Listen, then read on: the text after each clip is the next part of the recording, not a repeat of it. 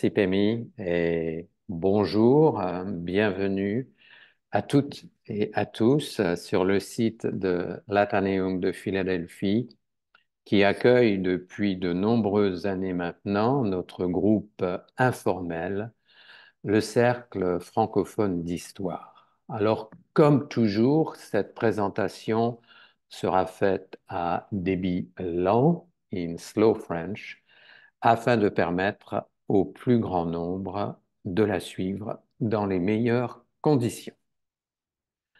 Alors, il est difficile en 55 minutes de résumer la vie d'Aliénor d'Aquitaine, tant elle fut bien remplie. Mais je vais essayer de m'y employer.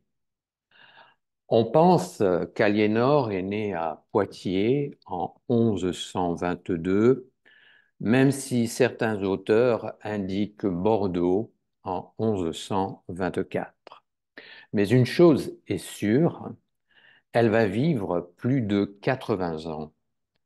À l'époque, c'est presque miraculeux, car au XIIe siècle, l'espérance de vie est de 30 ans environ. En effet, près de la moitié des enfants meurent avant d'avoir 18 ans. Aliénor, elle, aura plus de chance, et elle est bien née.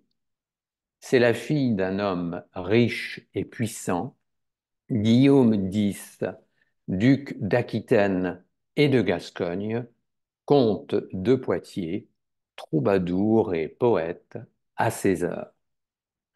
Alors sa mère est Aénor de Châtellerault, la fille du vicomte Émeric Ier, un vassal du duc d'Aquitaine.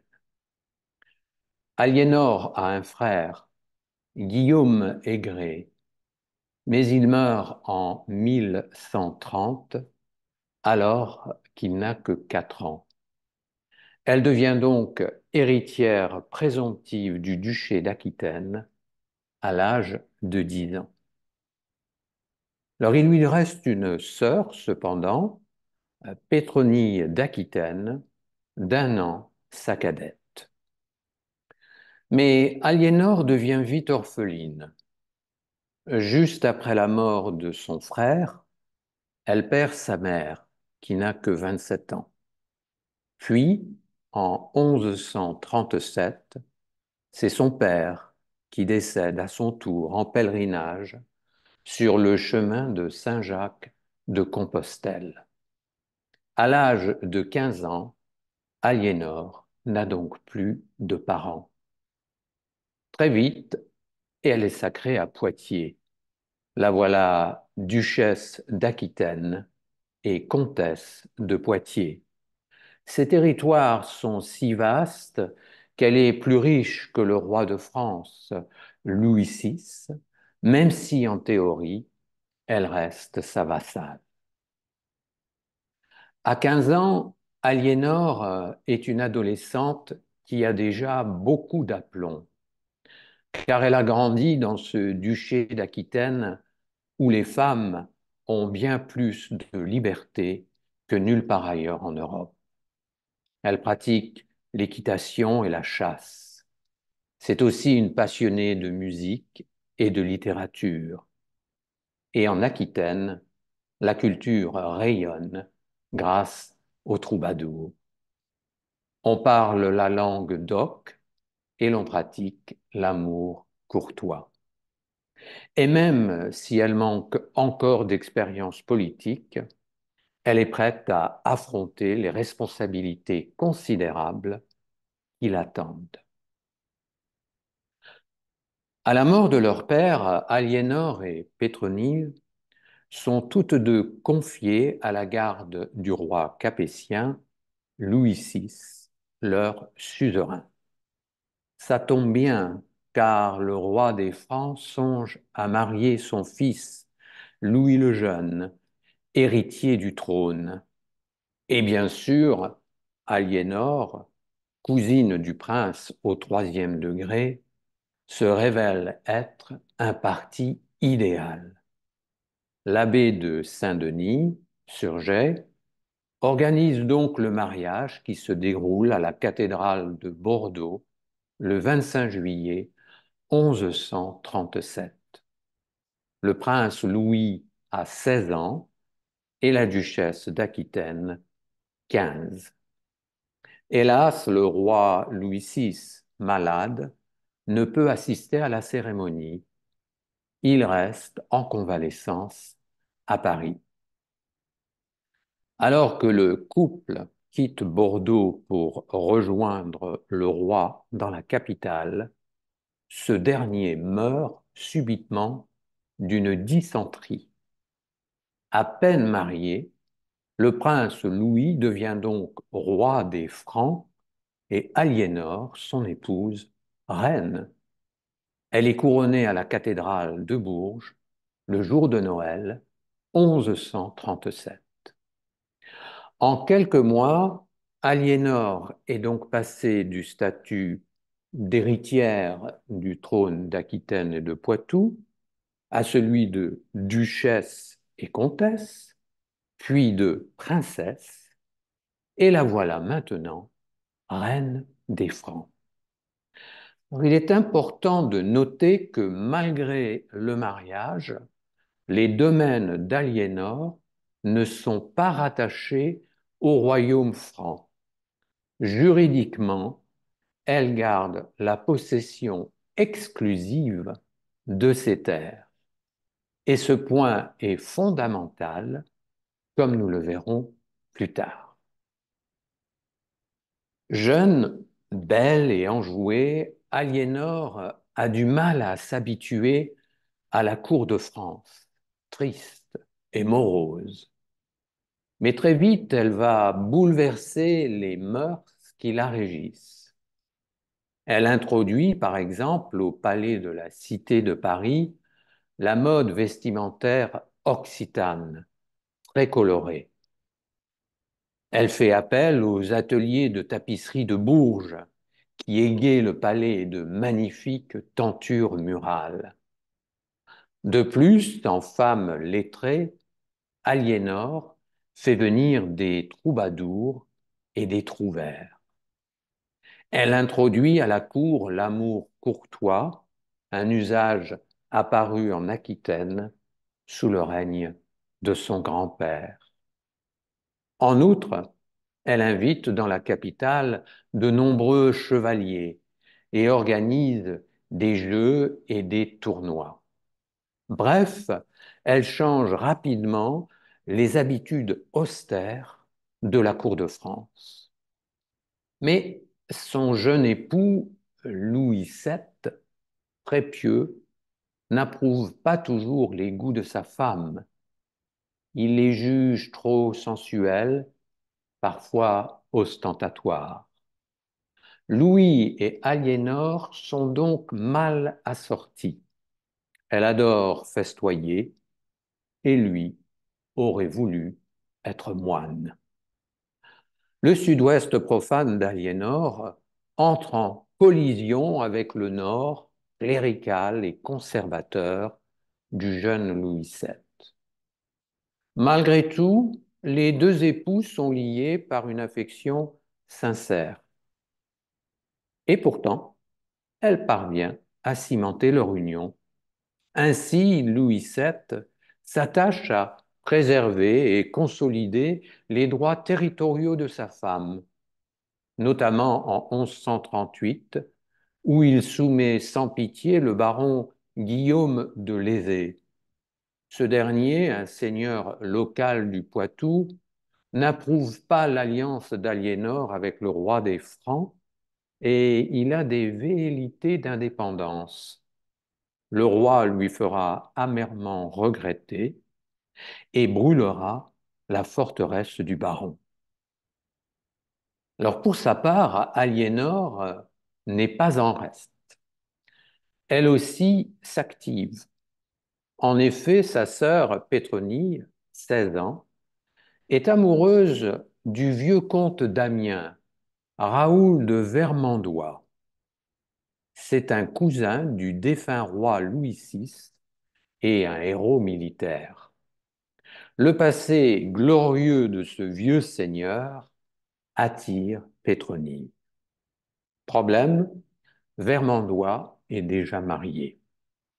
Il a pour épouse Éléonore de Blois, une parente du comte de Champagne, Thibaut IV.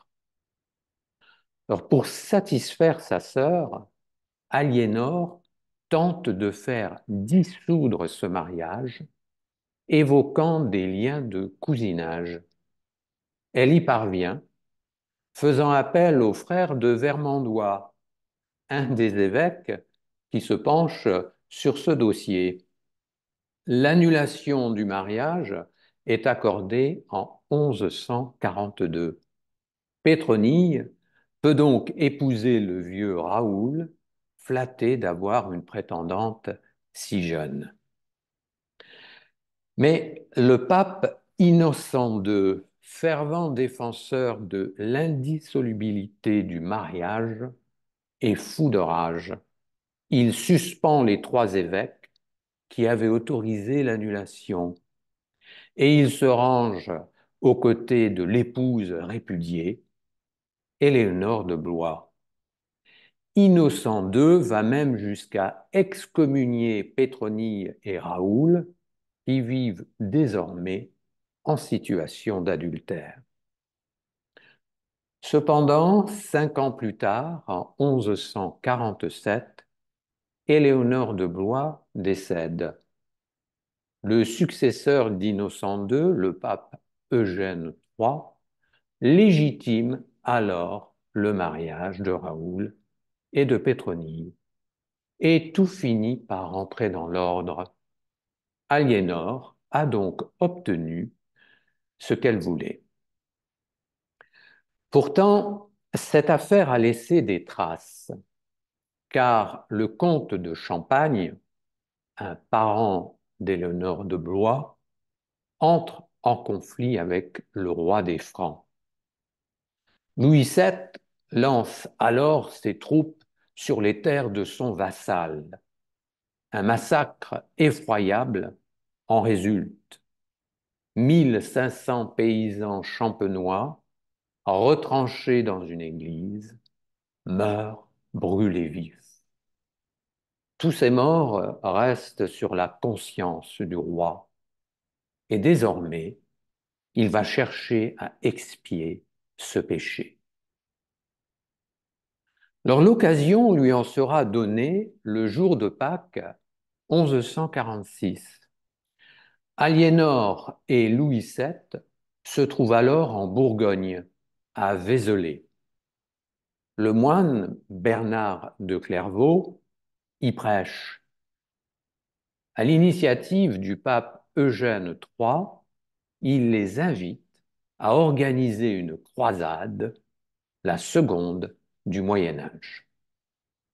En effet, la ville d'Édesse, important centre commercial et culturel de Mésopotamie, est tombée aux mains des Turcs musulmans.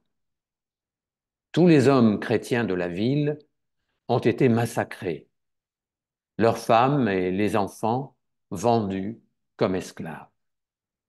Louis VII accepte donc sans hésiter la mission de libérer Édesse de l'occupation musulmane, d'autant que le pape accorde l'absolution de tous leurs péchés à ceux qui participent à la croisade. En juin 1147, les croisés français se rassemblent à Metz, en Haute-Lotharingie. Puis ils partent pour Worms, près de Francfort, afin de rejoindre les troupes de Conrad III, l'empereur du Saint-Empire romain germanique. En tout, l'armée occidentale compte 60 000 hommes. Les croisés traversent alors la Bavière, la Hongrie, puis les Balkans. Aliénor d'Aquitaine est du voyage. Elle laisse sa fille, Marie de France, aux bons soins de son oncle Raoul et de sa sœur Pétronille.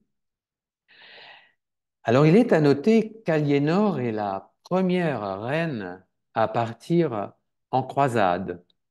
Sa présence a un caractère stratégique non négligeable. Tout d'abord, elle entraîne avec elle certains de ses vassaux du Poitou et de l'Occitanie. De surcroît, Aliénor obtient le soutien financier des abbayes d'Aquitaine et des bourgeois du duché. La contribution d'Aliénor à la croisade est par conséquent un élément clé de son succès éventuel. Mais Aliénor n'est pas la seule femme à faire le voyage. D'autres croisés de haut rang emmènent avec eux leurs épouses. Cela ne va pas sans poser de problème, car toutes ces femmes sont accompagnées par des servants et des chariots démesurés. Ces convois ralentissent considérablement la marche des chevaliers. En outre, les femmes des seigneurs nécessitent des troupes pour les protéger en cas d'attaque.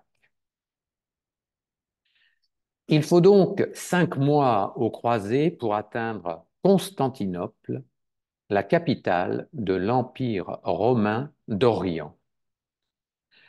Les Byzantins sont partagés entre crainte et fascination, car le passage de la première croisade, un siècle auparavant, a laissé de mauvais souvenirs. L'empereur byzantin Manuel Ier Comnène craint que le vandalisme et les pillages d'alors se répètent, car les armées croisées ont la réputation d'être indisciplinées et mal encadrées. Alors il faut dire aussi que les marchands locaux profitent du passage des Occidentaux pour gonfler excessivement leurs prix. Tout cela crée bien sûr une situation propice au conflit. Alors les troupes de l'empereur germanique Conrad arrivent les premières, précédant celles de Louis VII. Comnène n'autorise pas Conrad à entrer dans Constantinople. Afin de limiter les contacts avec les populations locales, il met des navires à disposition des Germains. Conrad ne s'attarde donc pas et continue sa route vers l'Anatolie en direction de Jérusalem. Ainsi, les Francs et les Germains vont cheminer séparément, sans véritable coordination. Alors pour leur part, Louis VII et Aliénor arrivent aux portes de Constantinople le 4 octobre 1147. Mais cette fois, l'empereur, Manuel Comnène, accueille Louis VII et la reine avec tous les égards. Il faut dire qu'Aliénor avait envoyé des émissaires et fait usage de diplomatie afin d'annoncer sa venue. En découvrant Constantinople, elle est émerveillée par la somptuosité des palais. Le luxe oriental, la sensualité et la vie de la cour l'éblouissent. Aliénor et Louis VII séjournent à Constantinople jusqu'au 15 octobre. Puis ils se mettent en route vers Nicée, au nord-ouest de l'Anatolie, un territoire turc aujourd'hui. Les Francs rencontrent avec stupeur des troupes de Conrad à la déroute. Les Germains qui les avaient devancés ont en effet dû prendre la fuite, car mieux organisés et avec l'avantage de se battre à domicile, les Turcs ont infligé de sérieux revers à Conrad, à tel point qu'ils se sont emparés du trésor de l'armée de l'empereur, obtenant ainsi un énorme butin. Les troupes de Louis VII sont elles aussi à leur désavantage. Elles sont attaquées par des milices locales et par des soldats du sultan Masur Ier. L'armée franque, constamment sur le qui-vive, subit de lourdes pertes, harcelée par la guérilla musulmane. Louis VII et Aliénor cherchent désormais à se réfugier à Antioche avec leur garde personnelle. Antioche, située dans le sud de la Turquie actuelle, est à l'époque aux mains des Occidentaux. Mais le repli est problématique car il doit se faire par bateau. Et les marins grecs, qui manquent de navires pour emporter toutes les troupes, exigent des prix exorbitants. Louis VII et Aliénor doivent alors abandonner une partie de leurs soldats sur place. Sans ressources, certains meurent de faim et de maladie, ou alors ils sont massacrés par les attaques incessantes des Turcs. C'est donc un désastre. Le 19 mars 1148, Louis VII et Aliénor parviennent pourtant à Antioche, sains et saufs. Ils sont accueillis par le prince d'Antioche, Raymond de Poitiers, qui n'est autre que l'oncle d'Aliénor. Raymond veut à tout prix reconquérir Édesse, dont la chute a déclenché la croisade actuelle. Mais à son grand désarroi, le roi franc refuse, car, dévoré par la jalousie, Louis VII est convaincu qu'Aliénor a une affection exagérée pour son oncle, Raymond de Poitiers.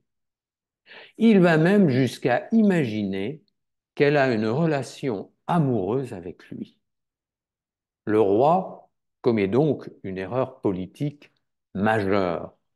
Il compromet l'avenir de l'Orient latin en abandonnant son premier but, libérer Édesse de l'emprise musulmane. Et désormais, il souhaite se rendre à Jérusalem. Aliénor est folle de rage. Elle menace son mari de faire annuler leur mariage. Alors, c'est une initiative impensable à l'époque de la part d'une femme. Mais Louis VII ne plie pas. Il emmène Aliénor de force à Jérusalem. Et oubliant Édesse, il se lance sur le chemin de Jérusalem dans une campagne militaire sans intérêt stratégique. Lorsqu'ils arrivent à Jérusalem en juillet 1148, Louis VII rencontre Baudouin III, le roi de Jérusalem. Il y retrouve aussi l'empereur germanique Conrad. Louis, Baudouin et Conrad décident alors d'assiéger ensemble la ville de Damas en Syrie actuelle. Ils s'y rendent le 24 juillet 1148. Mais là encore, cette offensive qui dure 4 jours est un échec.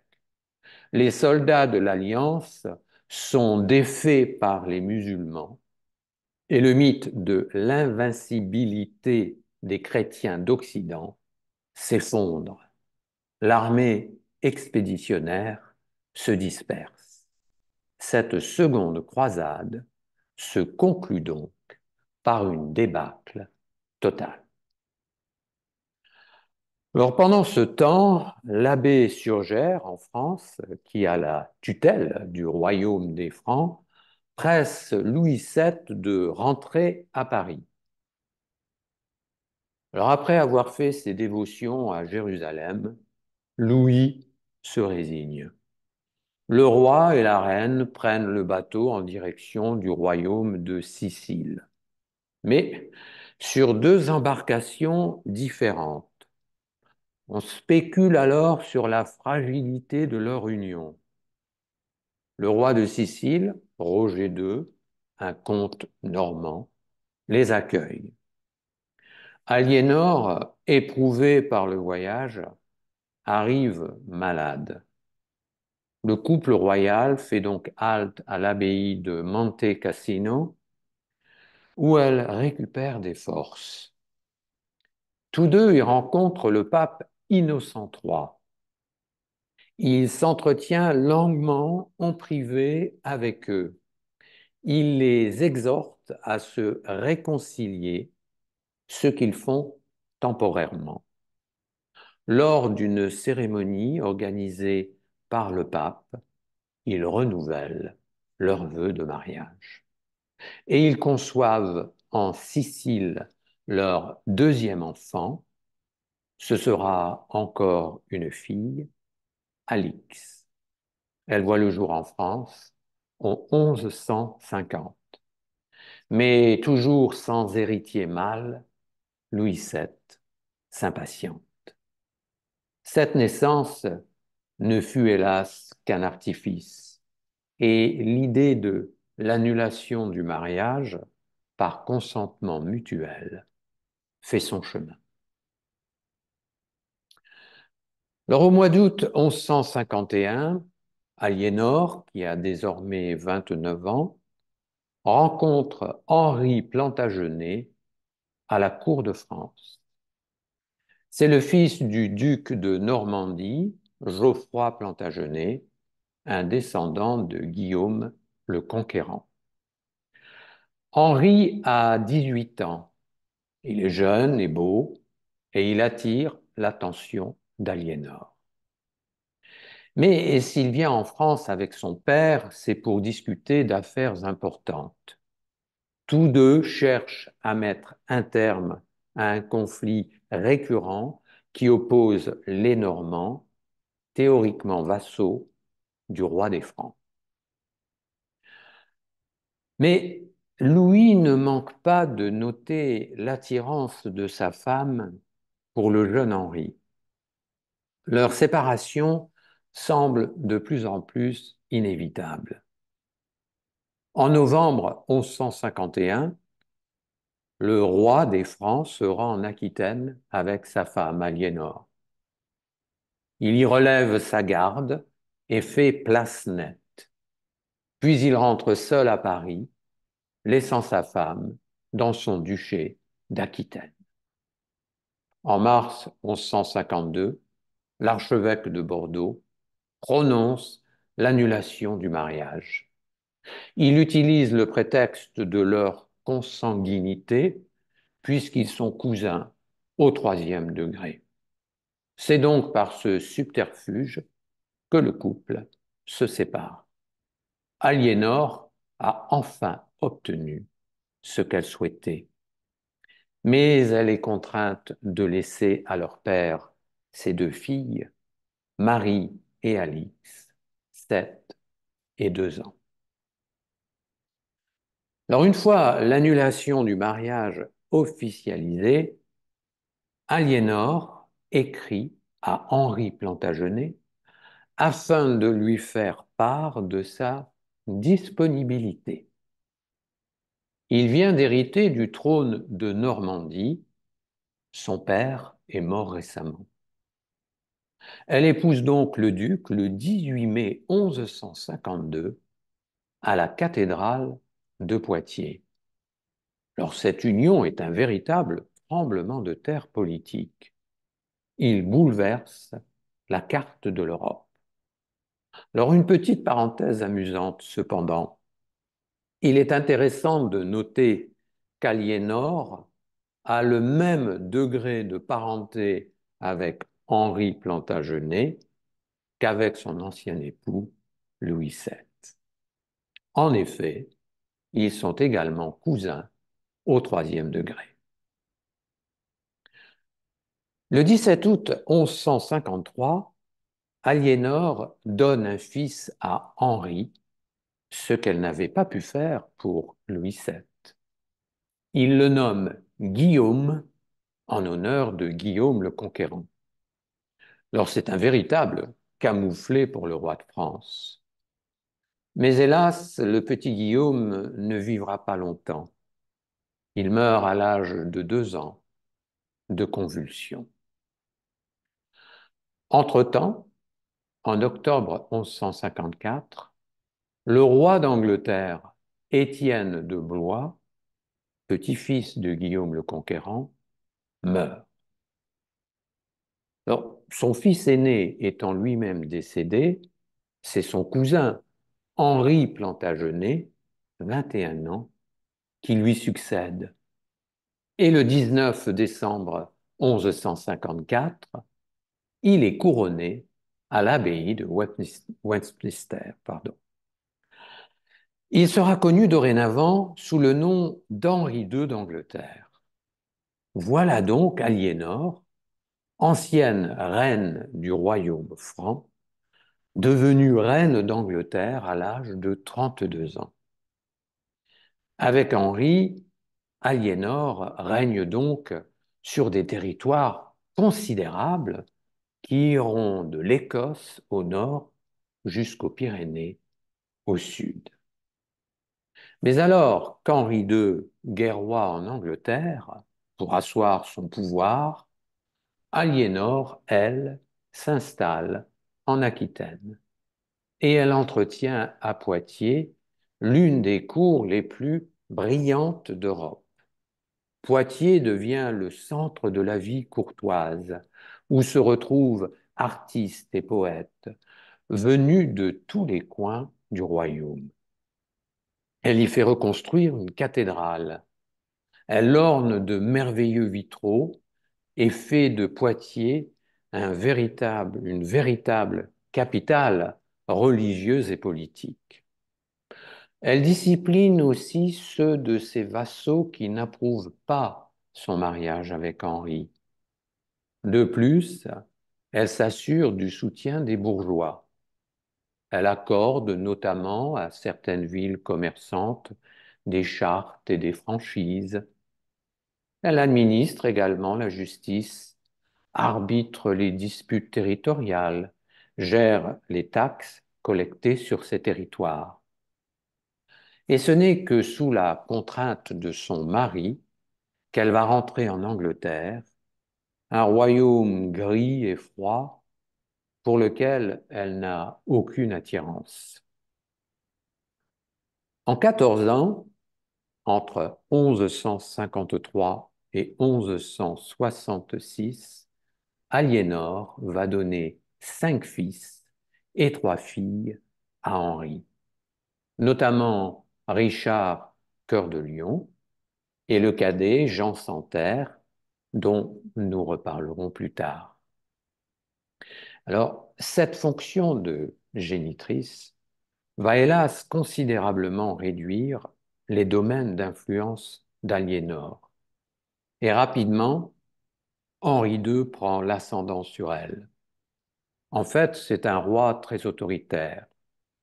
Petit à petit, Aliénor s'efface et remplit les fonctions cérémoniales qu'exige son statut de reine. Désormais, toutes ses décisions, même sur ses possessions d'Aquitaine, sont soumises à l'approbation d'Henri. Donc, malgré son indépendance financière, son rôle politique, lui, devient secondaire. C'est donc une période d'éclipse pour Aliénor.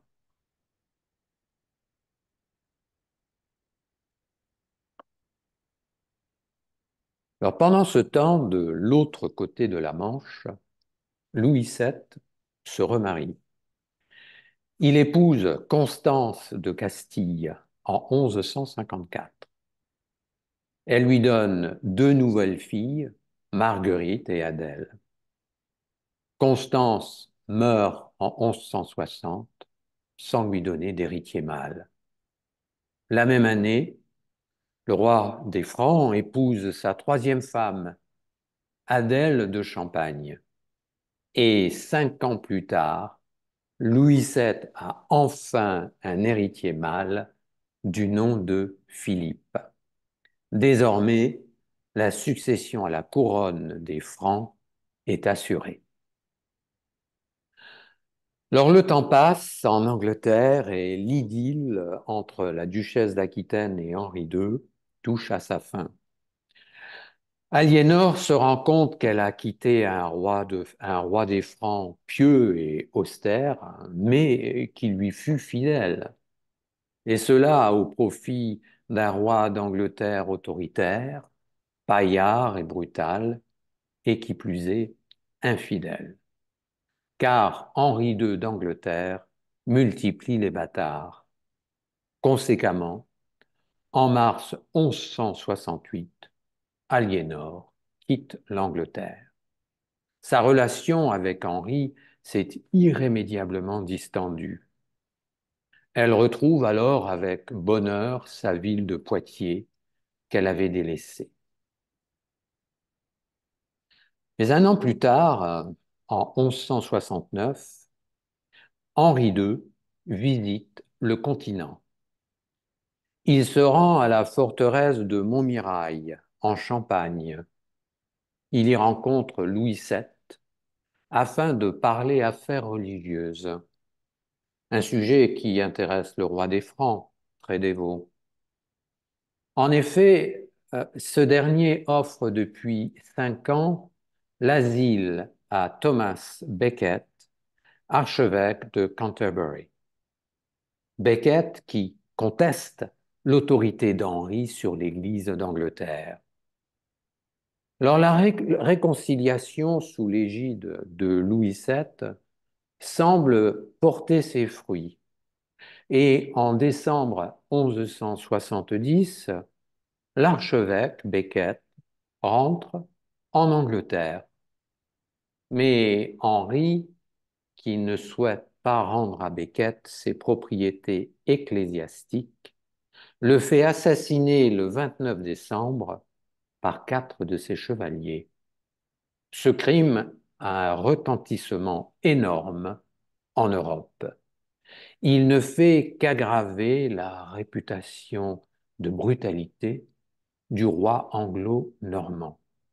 Et le fossé se creuse encore un peu plus entre la France et l'Angleterre. Alors Aliénor voit d'un mauvais œil les actions de son mari. Elle reporte alors toute son affection sur ses enfants, particulièrement sur son fils préféré, Richard, né en 1157 et qui a maintenant 13 ans. Il sera connu sous le nom de Richard Cœur de Lion. En 1170, elle lui remet le comté de Poitiers et 2 ans plus tard, le duché d'Aquitaine. Elle fonde de grands espoirs sur Richard, qu'elle a fait élever à Poitiers, loin de son père, Henri II, à tel point que l'adolescent ne parle même pas anglais. Quant aux relations entre Aliénor et son mari, elles continuent de se dégrader.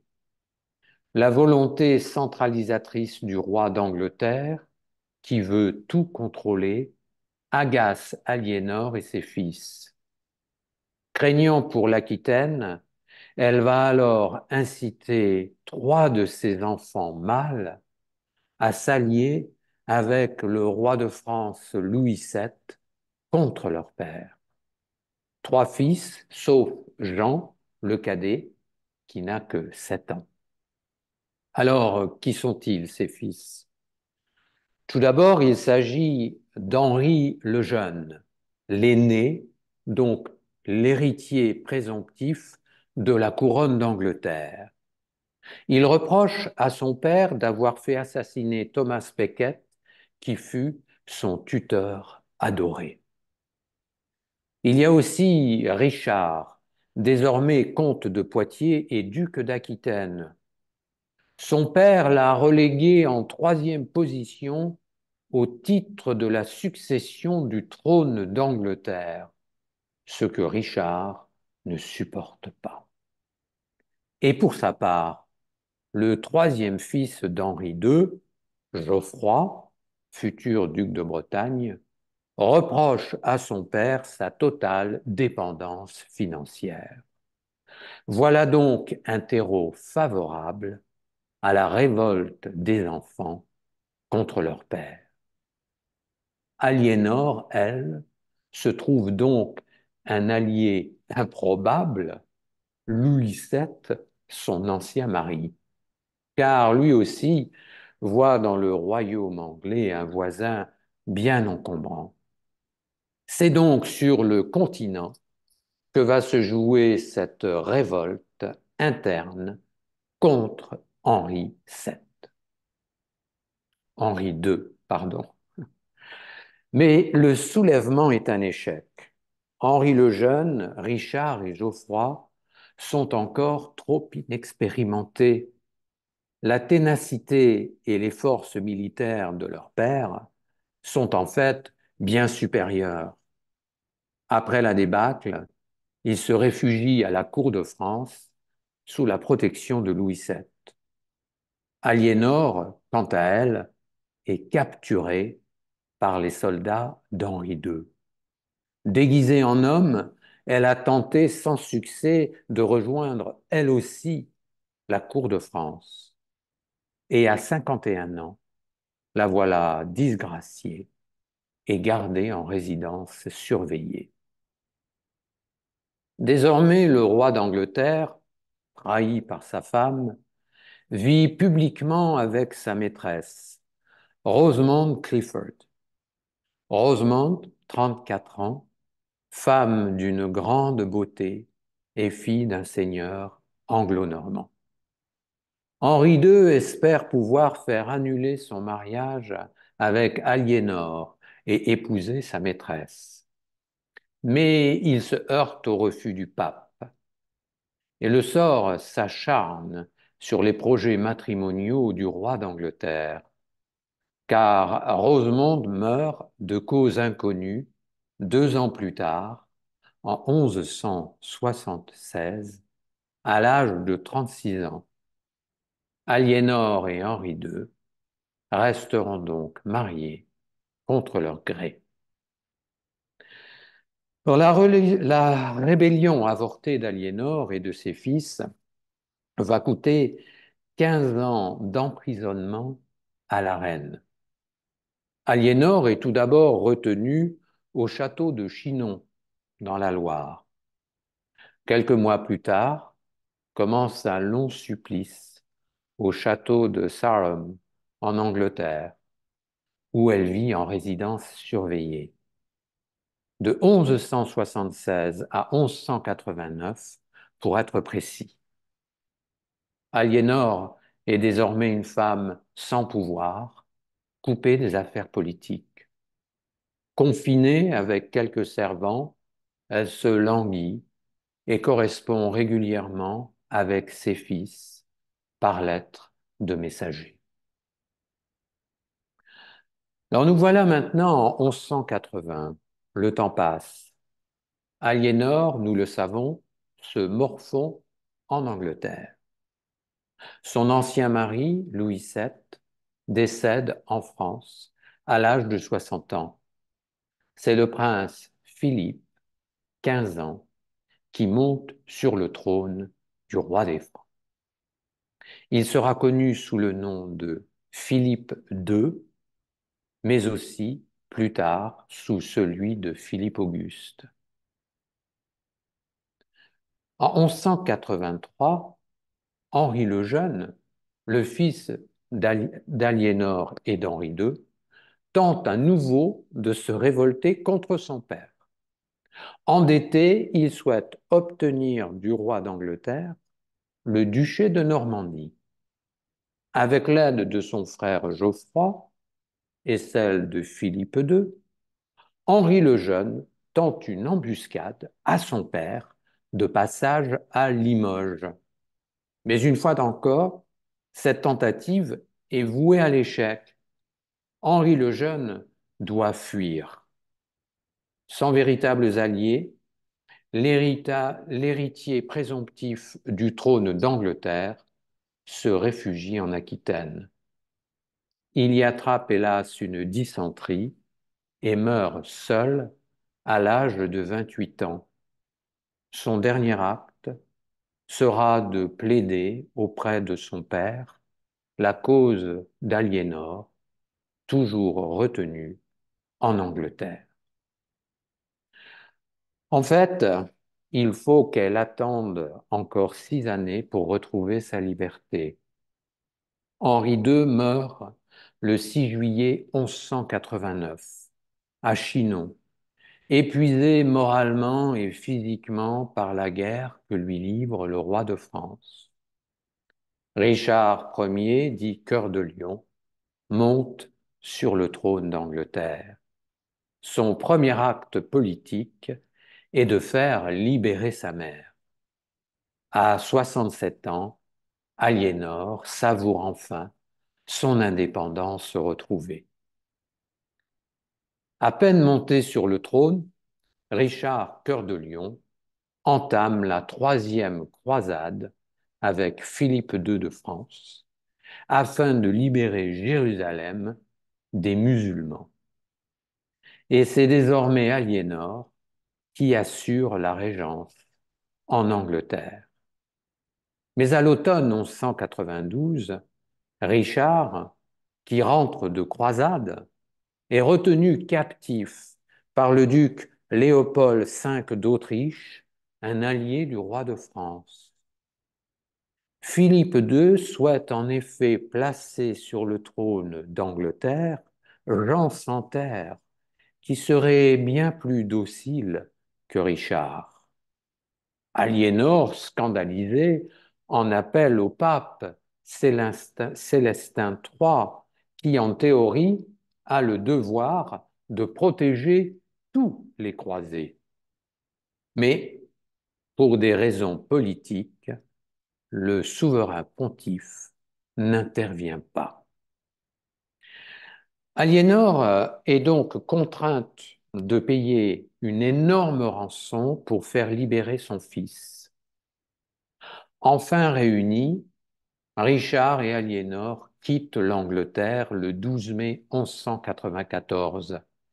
Ils n'y remettront plus jamais les pieds. En effet, Richard se perd en bataille intermittente sur le continent contre le roi de France. Pour sa part, Aliénor, 70 ans maintenant, se retire au couvent de Fontevraud, près de Saumur, en Anjou. Elle aspire à plus de sérénité et à la vie religieuse, ce qui ne l'empêche pas de rester proche du pouvoir, car Fontevraud est situé près des centres administratifs de Touraine et d'Anjou. Son influence dans les affaires reste donc non négligeable. Alors, 5 années après cette semi-retraite, Aliénor a la douleur de perdre son fils préféré, Richard Cœur de Lion, blessé par une flèche française lors du siège d'un château, s'appelait, mal soigné, Saint-Fait. En convalescence, il meurt dans les bras de sa mère, à l'âge de 41 ans, en avril 1199. Et c'est Jean Santerre, le fils cadet d'Aliénor, qui monte finalement sur le trône d'Angleterre. Le début du règne de Jean Santerre est marqué par une paix momentanée avec le roi de France. Alors qu'elle a 78 ans, Aliénor se rend en Espagne dans le but de sceller la paix entre la France et l'Angleterre. Elle va y chercher l'une de ses petites filles, la princesse Blanche de Castille. Elle a pour père le roi Alphonse VII de Castille qui a épousé l'une des filles d'Aliénor. Blanche est destinée au prince Louis, le fils de Philippe II. Et le 9 avril 1200, Blanche et sa grand-mère, Aliénor, arrivent à Bordeaux. La jeune fille de 12 ans est alors remise aux envoyés du roi des Francs. Et le 23 mai, elle épouse en Normandie le prince Louis, qui a 13 ans. Aliénor, quant à elle, fatiguée par son long périple espagnol, se retire de nouveau dans l'abbaye de Fontevraud. Elle pense enfin avoir ramené la paix entre la dynastie des Plantagenets en Angleterre et celle des Capétiens en France. Mais hélas, elle se trompe, car Philippe II n'a pas renoncé à agrandir son royaume. Il songe toujours à s'emparer de la Normandie, sur laquelle règne désormais le roi Jean d'Angleterre. Il parvient à ses fins le 6 mars 1204. La prise du château Gaillard par les troupes du roi des Francs marque la perte de la Normandie par les Anglais. Âgée et épuisée par une vie bien pleine, Aliénor meurt quelques semaines plus tard, le 31 mars, à l'âge de 82 ans. Elle porte alors les habits d'une nonne. Elle repose à jamais à Fontevraud, aux côtés de deux rois d'Angleterre, son époux, Henri II, et son fils, Richard, Cœur de Lion. 10 ans plus tard, Philippe II sera vainqueur à Bouvines. Le fils d'Aliénor, Jean Santerre, sera alors contraint de signer le traité de Chinon. Il perd le Maine, la Touraine et l'Anjou au profit de Louis II, qui se fait maintenant appeler Philippe Auguste. Pardon, au profit de Philippe Auguste, qui se fait maintenant appeler Philippe Auguste. Il arbore aussi le titre de roi de France et abandonne celui de roi des Francs. Mais l'Aquitaine d'Aliénor, elle, n'a pas dit son dernier mot, car il faudra attendre la guerre de Cent Ans pour que le royaume de France prenne définitivement le contrôle du duché en 1453 lors de la chute de Bordeaux. Après 800 ans d'indépendance, l'Aquitaine sera finalement absorbée par la France. Et pourtant, de Poitiers aux Pyrénées, on célèbre encore Aliénor, comtesse, duchesse, reine de France et d'Angleterre, héroïne inégalée d'Aquitaine par sa longévité, par le rayonnement de sa culture et par son envergure politique et sa farouche indépendance. Je vous remercie.